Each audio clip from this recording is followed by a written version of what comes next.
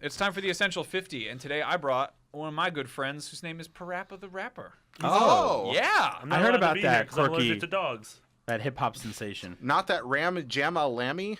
Jamalami can sit down and just pay some respects for a moment because PaRappa the Rapper was the one who started it all. Yep. PaRappa the Rapper is a rapping dog who wears a hat with a frog on it, and PaRappa is trying to impress Sonny Funny something? Some kind of Doug love Funny. interest? Something, whatever.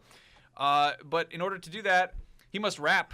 He must do raps, and he must do raps in ways that will get him to accomplish things, such as learning how to cook a cake, or drive a car, or get a job, or fight a flea market, or whatever the hell he does in that Get game. into a toilet Wait in line. before, wait in line before at a his guts concert. evacuate That's a game themselves? where you have to rap your way into a bathroom because you gotta drop a D. Yeah.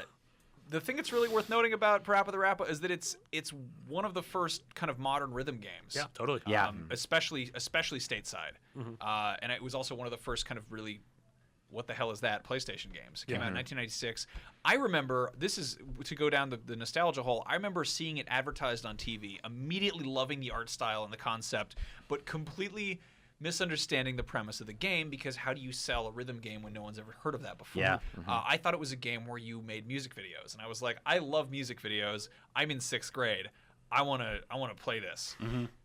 And it's definitely not. It's a game where you press buttons to rap, and I was really bad at that because I had just picked up a PlayStation controller for the first time a year or two prior. Well, luckily for you, it wasn't a game where you made music videos, because all of those games were awful, and they made a lot of those games on the Sega CD. That Marky Mark one is gold. Yep. I don't know what you're talking about. CNC Music Factory That's brilliant. remix. I have the Spice Girls game, which weirdly Spice enough has a nude cheat. Really? You type in a button combo in the very beginning. That also has rhythm game elements to tie this to PaRappa the Rapper. I know what I'm doing tonight. The thing that's bad is Not they that. all look like Anything bad but low that. poly Bratz dolls. Oh God. Yeah. Yep. But so they recreated this photo of them all sitting backwards in chairs, and you can't see anything. But What do you it mean is, backwards in chairs, like AC Slater style? Or are you Yes. talking about like you can see their butts? Like they're all like sitting over the edge of chairs. I'm just Like, trying to I'm figure just it out. imagining Jeff Goldblum in you Jurassic can't see Park. anything. I managed to get Okay. past the SRB or whatever the hell was in place at that point. Oddly enough, someone who worked on that is my pal Dean Evans, who was one of the guys behind Blood Dragon? He worked on that a long time ago. But anyway, sorry, back to PaRappa the Rapper. Enough about Spice Girls, naked blood dragon, whatever. Don't Yeah. say those words. PaRappa the Rapper, yeah, it was just, it's a little bit mind blowing. I've kind of come to accept rhythm games at this point. I actually hate rhythm games. I really don't even enjoy rhythm games, but I think PaRappa the Rapper is worth noticing because really kind of relevant to the fact that early PlayStation stuff was crazy and weird and experimental, and I think a lot of that had to do with the fact that it kind of grew out of, PlayStation exists because Ken Kutaragi was trying to get this box made, which started out as a combination Super Nintendo with a CD drive.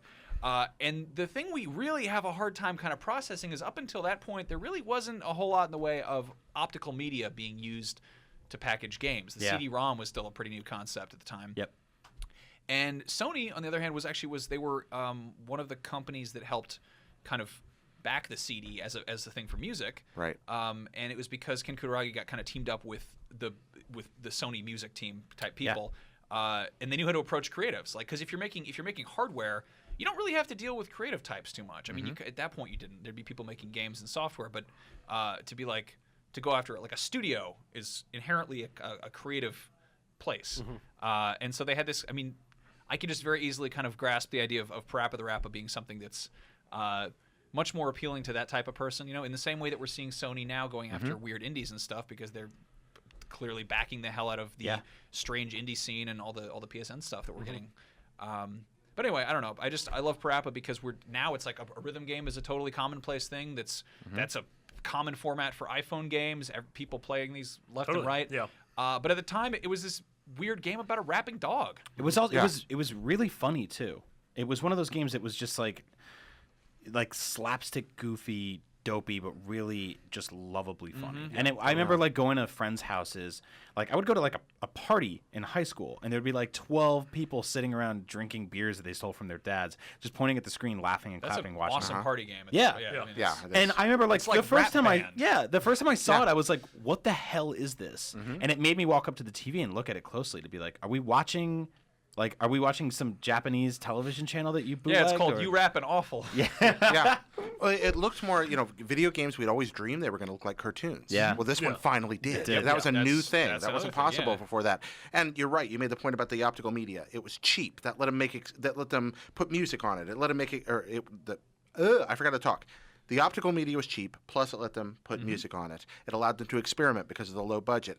The PlayStation was easier to develop for than most video game systems had been because you didn't have to write an assembly anymore. So, you could do all kinds of fooling around. And they were able to make exactly what they wanted in a relatively short period of time for a relatively low cost. You got a cartoon, you got great music, you got good gameplay. It was funny, it was bright, it was pretty, had a wonderfully consistent art style. Everybody was flat. I love the camera angles in the game were awesome. It was filmed like a middle school talent show where there were like 3 different dads at different parts of the stage. Yeah. And it was so goofy, but I loved it for that. Worked well.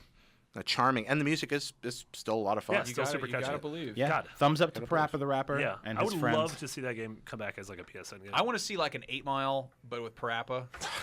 Yeah, that's Spaghetti, great. Spaghetti. Yeah, I love that. Yeah. just like a dog throwing up because he's nervous.